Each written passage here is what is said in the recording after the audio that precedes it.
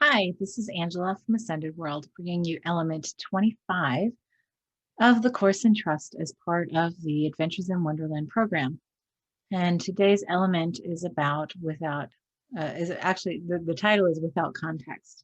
And in doing the workbook, your ego might have said, What? What do you mean without context? What do you mean I can trust without needing context? Of course, I need context. Well, that's the ego saying, Yeah, because the ego defines through context.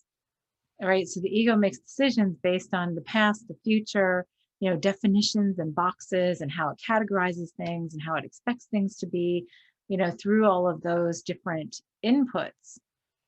And so when we are getting to this place of expanding into our natural state of, this eternal consciousness, then it's important for us to start letting go of those requirements, letting go of the requirements of needing context, of um, needing to have a definition of what's saying. And I'll tell you, it's challenged because the mind slash ego is like buzzing away, going because it wants to define. It is so desperate to define because that's been its job, right? So my understanding is the part of the job of the ego, and the ego was created to explore identity and separation, right? And the energies of separation are everything but this moment, right? The past, the future, and then all the energies and emotions that have to do with that are, fear, anxiety, because they're, with the idea that there could be possibly something that's not me. That's what whole duality and separation is about, right? So that's the exploration of the ego. So all the energies, anxiety, fear, anger, guilt, doubt, sorrow, pain, shame, blame, all that kind of stuff. That's all ego-based emotion. And so, but also it creates those emotions based on what it believes it's lacking in, what it does not know, what it believes it doesn't know, what it believes is outside of its box or its comfort zone. And so there's this tendency to want to control, and that's all ego, and manage, to say, okay, well, what do I know? What do I know here? What can I, what can I glean from this, and how can I define it? Well, that's where we often steer ourselves in a direction that might not be the clearest and most efficient way of completing that note in the symphony. So it's an interesting experience because, that started coming to Sarah and I don't know, probably a couple of years ago, about the whole creating without context. And part of that had to do with, going through, I've been journaling for years, and there are things that I have seen in visions. There are things I've seen in meditation that I've just like felt so clear to me, things I've seen in dreams, things I've understood, but I've not understood how they would fit. Like, okay, yeah, and how does that fit in the bigger picture, right? That's what the ego wants to know. Where's that definition, right? Where's that box? And so I've been getting apparently my expanded self has been, I had it in for myself to not have context for a lot of things. So I write them down, which is where journaling becomes very helpful, as I write down many things that I don't have context for. And eventually in some place, in some way, shape, or form, I'll come back to it, or it helps me to sort of anchor in that particular thing that stands on itself. And I'll be like, okay, I'm going to put that on the spiritual shelf. I'm going to let that sit because I have no context for that.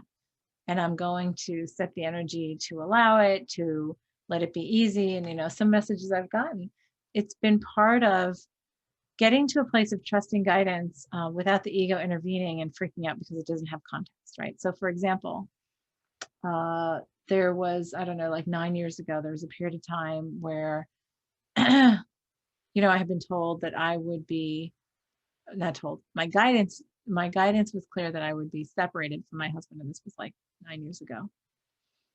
And there was a little rough patch or whatever, but it wasn't like, like, I don't know, it didn't create what the ego wanted to create from that possibility. But what happened was there was like a 9-month period where both of us were traveling, where one of us would travel and come home and the other one would have to go travel, like for work and all that kind of stuff. So we were separated for that period of time. And it was like, that was the completion of that.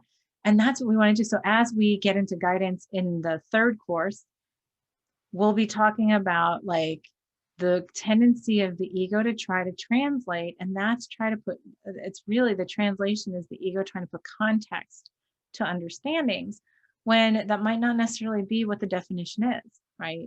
Like say, oh, well, you're going to be separated. You think, oh no, is it going to be a separation of my marriage and blah, blah, blah.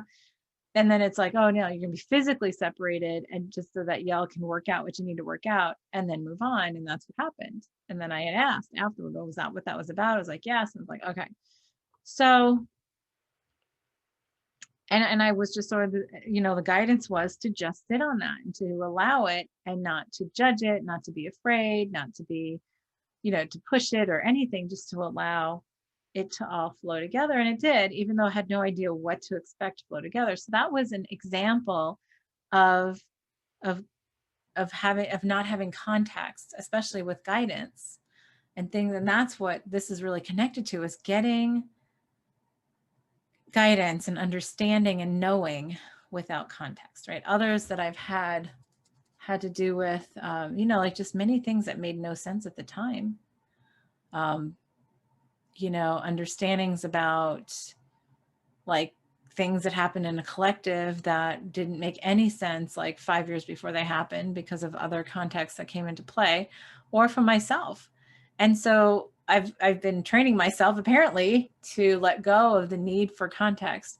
And I've come to the place where when I get guidance on something, if it has no context and I just say, okay, but it's very clear, because it'll be very clear in that, remember the trusting the knowing, and I trust the knowing. And then I'm like, okay, so I'm just going to journal it. I'm going to put it on the spiritual shelf. And I know that when I have context or when it fits into the bigger picture, it'll come together, because here's a bigger, more expanded concept. There is no space and time. It's only a construct of the mind in separation to create a linearity for measurement, right? And so, and a way to, measure things and to define them. When outside of space and time, everything is sort of simultaneous, right? So if you ever watch the movie Arrival, which is one of my favorite movies because it's awesome the way they get to this, like just interchanging with star beings, other star beings here, and where they exist in a circular pattern of time where they understand it all in one shot, versus and let it happen within the time in that the circular fashion, but they also see it and understand it and allow it to complete in what is to be completed, right? So love that. But that's really when we get to the larger concepts of things, there is no time. So we step out of space and time and we can see things. And the more we do that, like, and we allow ourselves to do that, say in meditation and our self-energy work or whatever, in our realization, however you want to define it to the mind and ego, it's getting to a place of being able to accept that you're going to see things outside of space and time that are off the linearity of the timeline. And it could be in other timelines and parallel timelines, but it's part of the hologram. And for whatever reason, your expanded self said, yeah, let's remind ourselves of this because this is important for something else that's going to come up. So take it and wrap it up and put it on the spiritual shelf, write it down, recall it, and then let it go.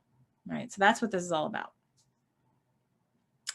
So our creation statement for today is, I trust, allow, and fully embody creation and knowing without context in every thought, word, and deed, and in every moment. Now that's a big one, because if we did that in every thought, word, and deed, in every moment, we just sort of allowed things without, we would think of all the energy we save trying to not define things and place them together, right?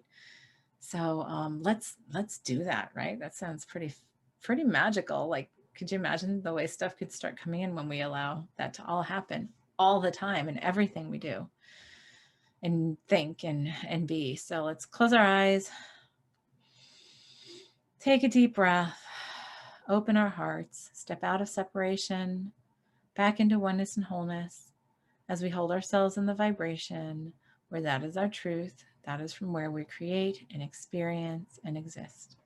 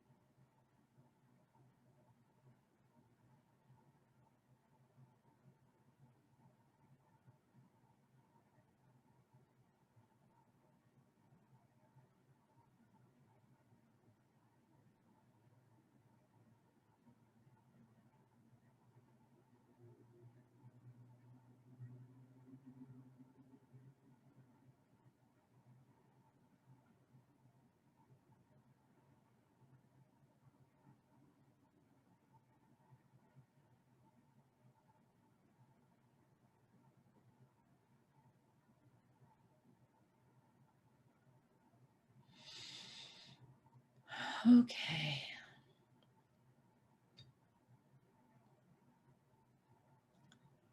Yeah, that was interesting. I saw these little dots all over the place, and then they started becoming like a hologram, and it was almost like they're like these puzzles, you know, those puzzle games where you like online where you could see like pieces of a puzzle coming together. You have to guess the piece before all the pieces come in, and it was like, okay, so it's sort of like how the hologram comes together. And I know I've had so many situations where that's happened, and all of a sudden I've had like 5 things that I had gotten in disparate and different times. They all come together and like a big, huge epiphany moment. So, you know, when we trust that, that's what happens.